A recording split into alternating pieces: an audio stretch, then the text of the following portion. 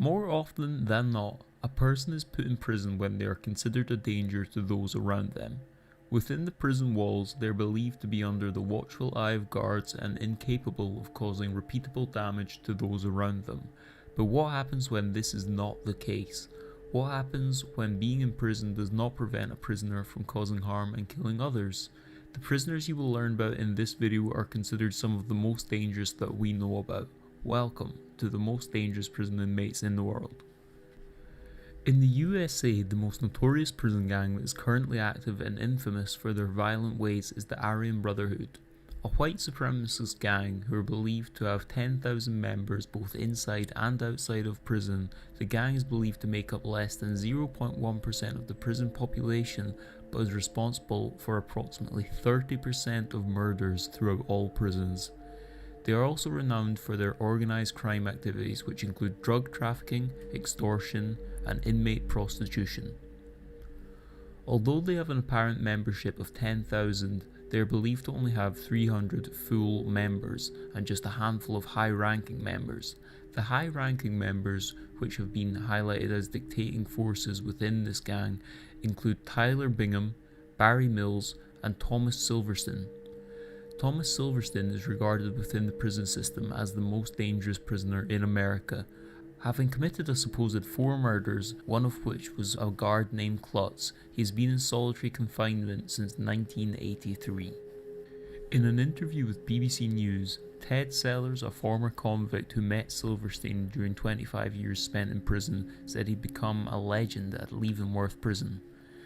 Sellers commented, "He's not as bad as they portray. Sure, he's dangerous if they push him to the wall, but there were some dirty, rotten guards at Marion. They would purposely screw you around. You're dealing with a person locked up 23 hours a day. Of course he's got a short fuse." The Numbers Gang and the General. The Numbers Gang is believed to control most of South Africa's prisons. Established in 1911, the gang is divided into 3 factions: the 26s, the 27s, and the 28s. Each arm of the gang serves a different purpose. The 26s are responsible for getting cash, the 27s are the lawkeepers, and the 28s are the warriors. The Numbers Gang is particularly dangerous because of its influence within the prison system and the level of violence the gang demands of their members, being notorious for attacks on prison guards and wardens. In Pollsmoor Prison, up to 50% of the wardens have been stabbed or cut. The gang often demands these attacks of new members to prove their loyalty. The gang is extremely organised, and if members violate the rules, then it will conduct an investigation and trial. If the verdict is death, the member is often asphyxiated or has their throat slit. For less serious crimes, the member will have a cut made within their anus in order to let blood in, and will then be raped by an inmate who is HIV positive. The transfer of prisoners between South African jails allows the gang's influence and control to spread. The leader of the Pollsmoor Prison 28s is John Mongrel, aka the General. Mongrel is thought to be responsible for as many as 1,000 killings. Because of the severity of the violence that they spread, so to speak, and because the General is in charge, one would have to put him at the top end of the list of the most dangerous prisoners in the world. Pedro Rodrigues Filho. Filho is widely regarded as Brazil's most dangerous inmate. He was born on a farm in Santa Rita in Brazil with an injured skull, which was the result of beatings his father had inflicted upon his mother's womb during a fight. Filho said that his first urge to kill happened at the age of 13 with an older cousin, where he pushed the boy into a sugarcane press, almost killing him. At the age of 14, he committed his first murder, the vice mayor of Alphenaz. Filho killed him because he had accused his father of stealing school's kitchen food. Filho then went on to kill another school guard who was believed to be the real food thief. After these murders, Filho decided to hide in Sao Paulo, where he began robbing people and ended up murdering a drug dealer. It was in Sao Paulo that he met a woman called Maria, who he ended up living with. Not long after, she was killed by some gang members seeking revenge for the drug dealer Filho had killed earlier. Filho escaped, and in search of revenge for her death, he murdered and tortured several people in an attempt to find out the identity of the gangsters who had killed her. Before he was 18, Filho had already left a trail of 10 bodies and several tortured victims.